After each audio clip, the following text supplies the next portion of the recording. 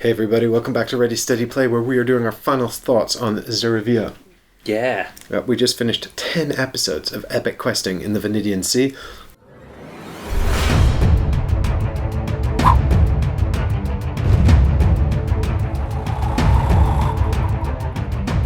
It's a sandbox adventure game set in Slavic mythology. This is a fully cooperative game where we're taking on the Herald of Nyx, Ugmor, who is a sort of some kind of nasty creature from Slavic mythology, and he is heralding in Nyx, who's some kind of evil god.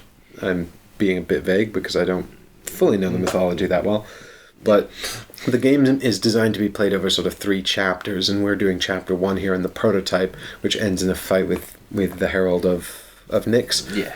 And then you would proceed through chapters 2 and 3, and there's sort of light legacy elements, you know. So you sort of, your decisions stick with you, and some of them, yeah. But it's mostly to do with this becoming corrupt, really, and just like getting harder and harder as it turns around, and these things become these corrupted stones, and then instead of getting benefits for being in these areas, you'll get penalties.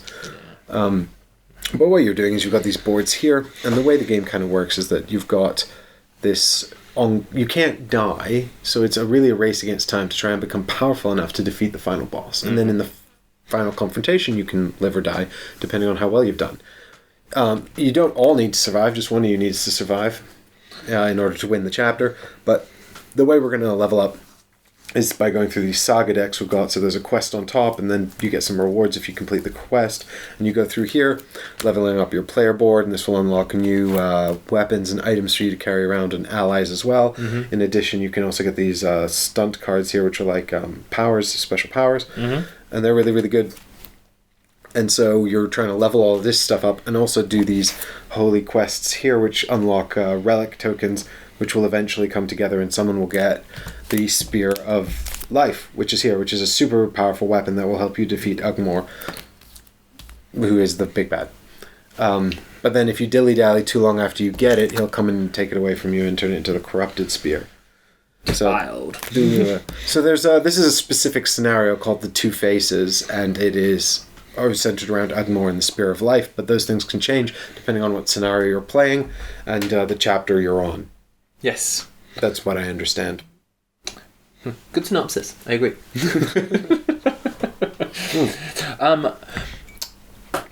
Just to give you my overall first impression, I know this is a prototype, and I know that obviously something's going to change once the Kickstarter is fully fulfilled. But there was quite a lot about this that I liked. I liked how you can go around doing your own quest. I like the whole idea of going and doing these story parts of the quests, and when you the decisions part that follows that, particularly when you're exploring regions. So when you get these quests, so this is like an epic end game quest, which has lots of bits and stuff going on in it, as comparison to this like early game quest, which is very simple. It doesn't even have a task on it. It's just got these tokens that you have to collect. But then they've also got, obviously when you're exploring regions, you can decide which side of the card you want to do, and depending if you're successful or not, you get to become this attribute. So I can be, if I go down this side, I can become exalted, or if I go down that, I become praised, which then has consequences throughout the game. And that is an element of the storytelling that I really, really like. Well, there's this, the way it kind of currently works in the prototype is as we complete these tasks, we'll unlock these keywords that go into our Saga stones, which are these storytelling stones, and then we carry around these keywords, and they'll affect cards and things as they come out during the course of the game. But the way I understand it's going to work in the final version of the game is that certain words will cancel each other out, and you'll lose them. So it's not like this sort of ongoing legacy system, but more kind of like how you're viewed in the world in any given moment. Yeah. And then as you sort of do deeds that counteract other deeds, people's minds change around you. So what I was just going to say to counteract that was, I don't know if it was just because it's the prototype or our playthrough and we didn't see it, but I have a lot of attributes here. I'm even feared twice, and I don't really think that they had that much of an impact on the gameplay. Well, this is a system that that I think you've zoned in on because we both quite like it, in theory. And we found in practice it was underutilized. And we would have liked to see it utilized a lot more. Yeah. We would have liked to see, and I have had feedback from the designer, because we told him this, and he said that they would like to utilize it more in the game as well. Yeah. Which is good. Speaking of the designers... That Polish pronunciation is awful. Apologies in advance. So I spoke to Dominic and Przemysław, and if I've said that wrong, I regret nothing, about the game. They're the two designers of the game, and I spoke to them specifically about these keywords, and they did say that they were sort of working them and trying to figure out best ways to use them, and that the two words would cancel each other out sometimes, and all this kind of stuff. But as it stands, and they're sort of looking at more ways to use it. And as it stands, I think we've seen sort of all the ways they can come up in the demo, but that doesn't mean there won't be more options. I said, it'd be kind of cool to see more options to sort of choose between things that can manipulate those karma words, and then the combat.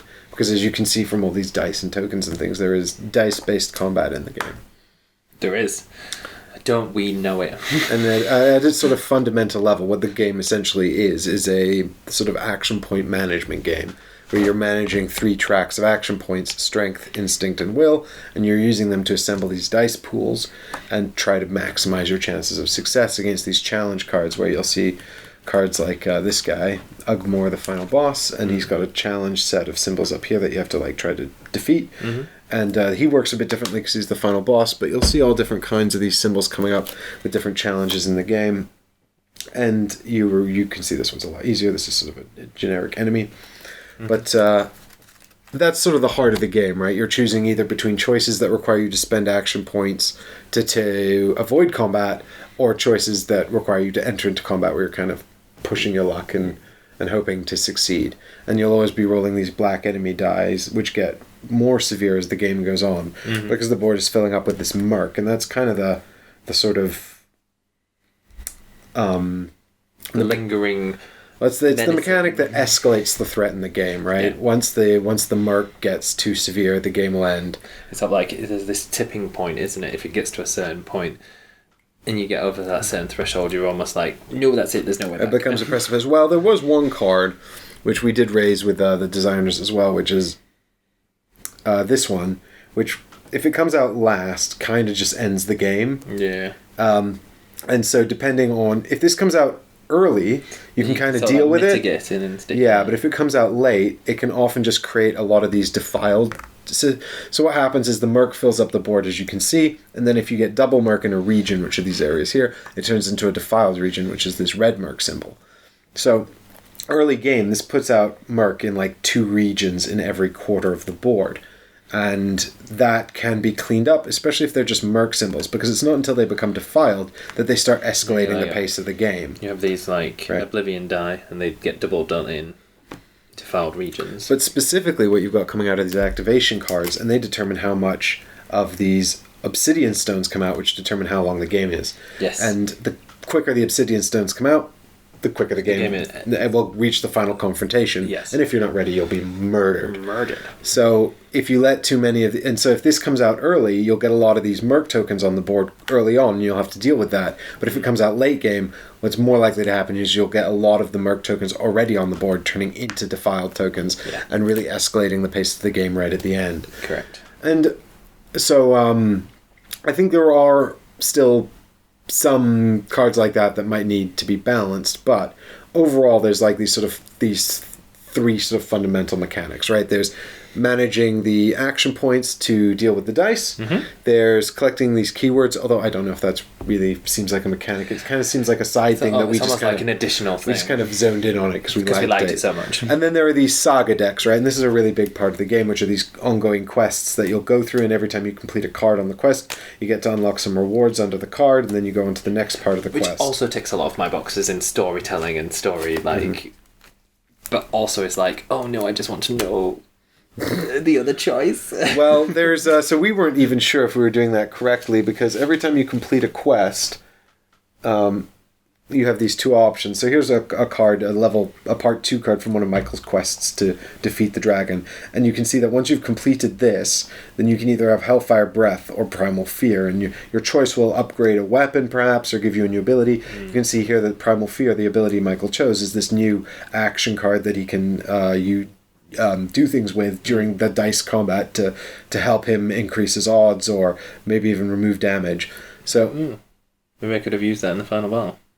Yeah, that probably would have been a good idea. So you unlock these stunt cards, and these are like sort of special abilities that you will then get to carry with you throughout the game, and they'll give you benefits and stuff like that. So, I mean, that's... let me start off by saying that there's a lot in this game that I really, really like. I like the Saga decks. I think you agree. I agree. Yes, I like that. Yeah. I like the idea that the game will come with a lot of Saga decks, and you can kind of choose which ones you want. Some are bespoke character Saga decks, and others are generic Saga decks. Yeah, you can... pick a different selection, and you can also unlock more Saga decks during the course of the game by doing these exploration cards. And I like wandering around a map, and I like the exploration cards. I like these keywords, although I get the impression that what we're playing with is not really the final implementation. No. They seem a little underutilized, and there's this whole mechanic where they cancel each other out that's just not implemented. Yes. So we have to sort of wait and see the future of those, but I like them in principle. I like the possibilities there. The dice combat is fine. Yeah. It's a method. I like this system where you've got these equipment cards here, and you can upgrade them, and they've got these different crits on them, and you can kind of pick and choose which ones you want to bring in. The escalation of my power felt really even. Like, I felt like I was fairly rewarded, more or less throughout the game, for my progression and my effort, as opposed to how much power I got. I didn't feel like I suddenly took off, or that I was sort of held back. Whereas I feel the opposite. I feel I put so much effort in, and I don't really feel like I've got much reward out for it. Well, I did notice, actually, because you didn't have a blue crit, that kind of sucked. Yeah. And I don't know, I'm sure you could have found one in there somewhere. See... But you can't go hunting for these things kind of without spoiling the circus. And that was actually one of the points I was going to make about that calling card I was just showing, is that maybe you're supposed to look at these two and pick one strategically, but we were just like, because we were playing the prototype and we were doing it for the show, we were just picking them without looking at them. Fun. Because it's a bit more fun, I think, that way, to just kind of pick it by name and kind of But it can also come across as a bit flippant. Well, I think it's, maybe that's why we died, I suppose. But did we? You have to watch the show. And if we did, could we have not? Could we have not? But then the other thing was, like, actually, that I felt like some of these item cards I got were super powerful, and maybe, like, undeservedly powerful. Like, if I'd had the Exalted keyword and this item, like, forget about it. That would have been boss. Every time I used this, I would heal 2, and then also double a thing. Wow. Which is, like, mega powerful. This is, like, one of the best things I had. The runestone of the sky.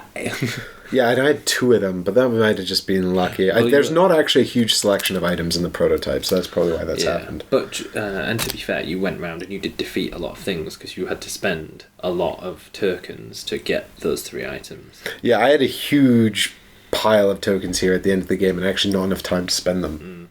Because it escalated so quickly. Yeah. And I felt the pacing was okay. I don't particularly like that card, but I think that might just be a personal thing. Yeah. It just felt a bit like the pace just went from sort of... I don't want to say plodding because it sounds wrong, but steady. Yeah, it was sort of at a steady pace, and then suddenly it was just like... yeah, and it didn't give us much chance to react. No. I think that part of the thing was that we were playing with these activation cards throughout, and you can kind of come to predict these and sort of mitigate them in some ways, because you see them all every you might even see all of them before you even reach the first of these ritual stones, which trigger the end game. When there's 4, that triggers the end game. True, but I also think that you can't really, because there's so much variance that could possibly right, but you be. can sort of roughly predict based on how many defiled regions there are, how many Oblivion Stones are going to come out. Right, I see. Like, we can look at the board and say, okay, we're going to get 1 + 2 or 1 + 3, unless we get one of those bad cards, and then we might have 4, right? Yeah. Like 1 extra. Whereas, like, this event card could potentially mean that the next activation card adds 5 or 6 Oblivion Stones, and we wouldn't have had any way to predict that event was coming up unless we knew the entire event deck and it was the last card. Yeah. Other than that, we would have just had to hope that it came up earlier. Yeah. But having said that, I feel like I'm sort of I'm sort of looking at these flaws because I'm quite enthusiastic about it. Yeah, that's a good thing, I suppose. It's like because you care about it because you've seen promise in it. Yes, a lot of promise. I really like how, for example, you've got these equipment cards that you can swap in and out during the campfire phase. So the way it kind of works is that it sort of takes place over days, and you'll have an action phase during the day where you go through dawn, day, night, dusk, and night. And as you go through these actions, then you have a campfire phase where you kind of rest and recuperate some strength, but you might also have to rest during the day. And generally as a mechanic, I don't really like that because it's basically like sort of sitting out an action. It's like a fancy miss a turn. But I didn't mind it in this because we're bouncing around, we're cooperating, it's a full co-op, and we can just jump, you can take an action, I can take an action, or you can do all 4, or I can do all 4, and if I know what I'm doing, I can just be like, well, I'm just going to do this really quickly, and then we can sort of sit and think about what you're doing, And during the campfire phase, you've got these extra action cards, and you can swap these in with anything you've got, and that gives you some versatility about what you want to do or what you're going to be doing, which is cool. Like, I actually took this out because I found this to be really situational, and I wasn't getting much use out of it. But then this part's actually incredible, and it was really annoying because then the other thing I like about these are these banner abilities. So these only activate when they're not equipped, right? So it's kind of like you've got this whole business to think about when you equip the item, and then this business to think about when it's not equipped, and you're getting these extra bonuses. But these defenses I was very unfortunate they didn't come into play that often after I got them there, which was a shame because they would have been really helpful. Agreed. And again, I don't know if it's because of the characters, but I didn't seem to get much of those items coming out. That's because you had to do the last dragon thing. That was your axe in there. Or you could have had an ally. But both of those are basically items. Yeah. Right? Like, items basically take the form of weapons, allies, which are basically just... Like, this guy's an ally. And you can tell because he's got this ally symbol here. But they're basically just special abilities that sort of do different things. And they have a banner ability just like anything else. And then down here they've got this critical ability. Most things have these crit abilities and they all do different stuff. And that's kind of cool that you can sort of pick what color crits you want and what they do. Yeah. Again, it comes back to this sort of consideration about the manipulating the dice pool and the dice combat, which I do really like. I like once you've built up, like that I had 5 of these, suddenly I had a lot of options to think about. Yeah. There are some stunt cards like Precognition which have a crit on. And this crit, you can't equip Precognition because it's a stunt card, which is an action card essentially. So it'll never be here on your player board. You'll only ever have allies, weapons, and spells or whatever else they're called. So that's a spell or something, right? It's also symbol's also used for armor. Yeah. So it's some kind of like equipment. Attribute. It's equipment that's not a weapon or a thing. And I don't know. This is obviously a spell. But it's a stunt card, and stunt cards can be attacks or other things. They're basically actions, right? So then you've got this one, and then you've got this ally card here, and then you've got a weapon which looks like this. And you can tell that these are items that you equip to your player board because they have titles along the top. And this one's not because it doesn't. Yes. But further down the card. What that means is that any of these which are not equipped on your player board, the crits are used only when they're on your player board and cannot be used when they're being used for their banner abilities to the side, right? This doesn't have a banner ability because it's never put on your player board, so it's always used for this ability, and that means also that the crit is always active. And I just kind of wish these ones were a different color or something. Yeah, it's very... I don't feel that it's very clear. It's a lot to remember, and it's the indicators are quite distinct, right? Like this symbol is different, and this doesn't have a title at the top. The title is actually down here. But I just feel like... It's a bit of a steep learning curve the first time. If it was just a different color, I could very quickly glance at it and know that it was something completely different. Like this brown border just needs to change. Make it silver. And then that's done. That's done. That's more than enough. Just to make it distinct enough that I can, at a glance, quickly tell that this is a crit that I can use when it's not on my player board. Yeah. So you're not going to be glancing Easily over all. solvable. Yeah, you know, quick and easy fix. Well, speaking of the cards, just going off ever so slightly, I think that the art on these cards and these player boards are done to such a high spec. Yeah, I think a lot of time, effort, and love has gone into making them, and you can tell because they've done a really good job. Well, one of the designers, Dominic, is also the artist of the game. So That makes sense. he's done all the drawings and the artwork's all is super good. You guys are all missing out on it because of these card sleeves because it's a prototype, but it all looks really cool. It's Vita, and we've got probably some other cool stuff too. Some of these enemies are actually really cool, and there's an enormous amount of art in here for a prototype game. But having said that, this has already been crowdfunded in Poland, so it is being published. Svara with a dragon. With Drakiv, which you never found. Here's the Shadow of Ugmore. He's an evil guy. I don't like him. No, me either. He's a jerk. He can go to hell. I think he's already there. But, I like this card actually, the Dusk Hollow. This keeps coming out, and it's really neat. I like this enemy, you know. I don't. He's scary. I'll tell you what I didn't get a good sense of actually, and which is a bit of a shame because there is this sort of strong sort of sense of sort of fantasy, but what I didn't get a good sense of was what the factions were and who they were. You know, we'd get a lot of story cards like you're being attacked by the Scorned Raiders or the Oblivion Cult. They're worshipping Nyx, you know. Maybe and then you've got a bit more. Child of Nyx here. And this might just be something, but... and then there's the Devru, which seem to be like a different faction. Yeah. But they seem to be intrinsically linked to Nyx and everything going on because Ugmore is the herald of Nyx trying to bring Nyx in. And Nyx is some kind of dark god. But these are called Dru symbols. They're referred to the red defiled symbols, but they also call them Devru symbols. So that faction must have something to do with them, but I don't understand why the name changes. And because I'm intrigued by the story, I want to know these things. It might actually be in Slavic. It's probably all there in the mythology and referencing that, and then we just don't know. Yeah, but maybe that could be brought out a bit in some flavor text in the rulebook or something, because there is flavor text up front in the rulebook, but it doesn't go into any of that. Okay. But if this is all Slavic mythology, then surely that's royalty free, and it wouldn't be too hard to include some of that text. I shouldn't imagine so. Yeah, because no one's going to... We don't know. We don't know anything. Just making it up. Yeah, we're just copy and paste from Wikipedia. Possibly it's okay. No one ever does that to write essays, do they?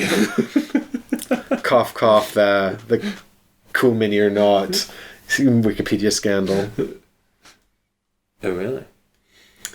When they were running out of stretch goals for Rising Sun, they copied a monster off of Wikipedia that didn't exist. I know, I remember that. It's a fun story. Go and look it up. Raging Monkey God or something. Yeah, I'm sure you'll find it if you Google Cool Mini or not. Rising Sun, Monkey God. It's a pretty funny story. And it's they actually handled it really well, and I'm super glad I have that mini. But anyway, yeah. So there's I think there is scope here to make some quality of life improvements that would make the game... And not too much effort required. I hope not. Again, I don't know a lot about Illustrator, which is often used to design cards. That was a bit of a flippant comment. I don't know, to be fair, but hopefully not. Yeah, I think there's changing the color on the stunt cards, that's fairly simple. But one of the other things I find very confusing is these attack cards often have... There's three forms of attack. There's this attack, then this regular skull, and then critical, and then oblivion. And sometimes these texts are... I think we had to read this in the rulebook several times to make sure we understood it. Yeah, so if you get a skull, then he does this damage, but then if you get a merc symbol, he does this damage, but only if there is a merc in the card. So this guy, and then if he gets a critical, he does this damage, but it can't be blocked. And a lot of the problems we had is because the rulebook has not finished being written. So we're largely playing guided by the designers and through a few questions and. Yeah. I suspect they have a very comprehensive rulebook written in Polish. Yes, but we are the English people trying to fathom this stuff, and to their credit, they did a very good job guiding us through it. They've been very good. Yeah. Their rulebook definitely does not cover some pretty fundamental stuff. So we were left with a lot of questions. We were like, what does this do again? How does this work again?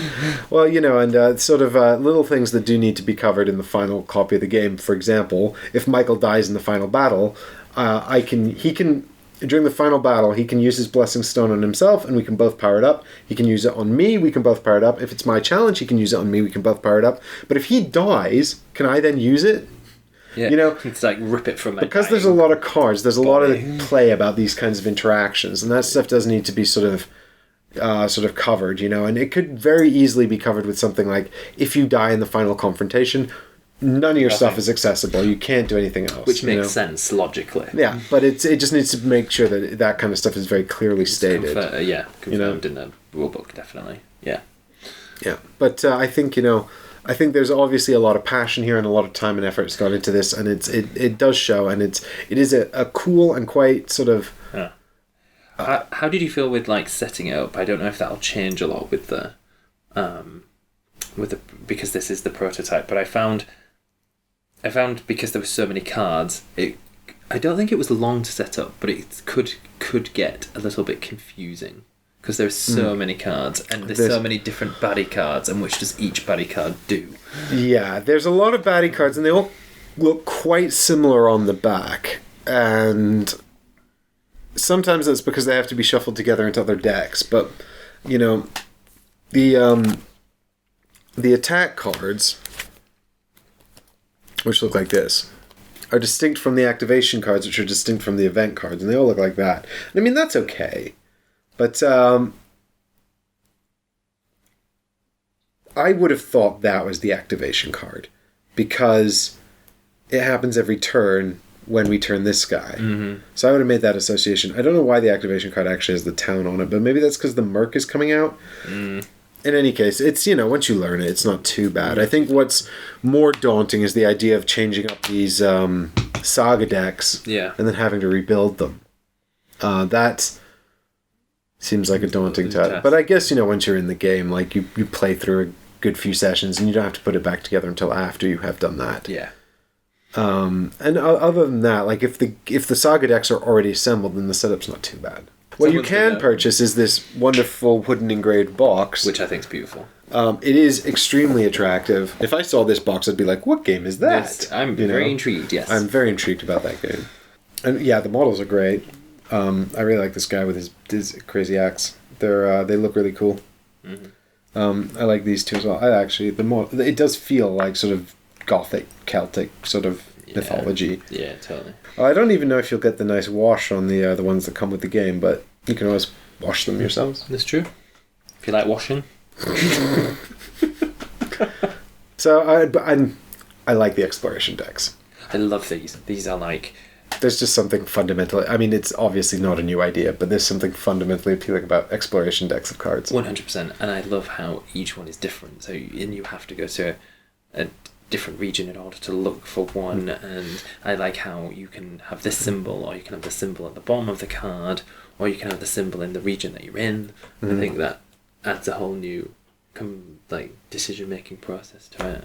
It's quite fun, and it gives you a bit of versatility to pick which saga you want to progress, or whether you want to focus on your spear of life, even though you shouldn't bother because it's a waste of time. Who needs a spear of life? There's a sassy comment about our performance in the gameplay. So if you haven't seen that and you want to see more of Zerywia, go and check that out. We did 10 episodes, but for now we're going to sign off, I think.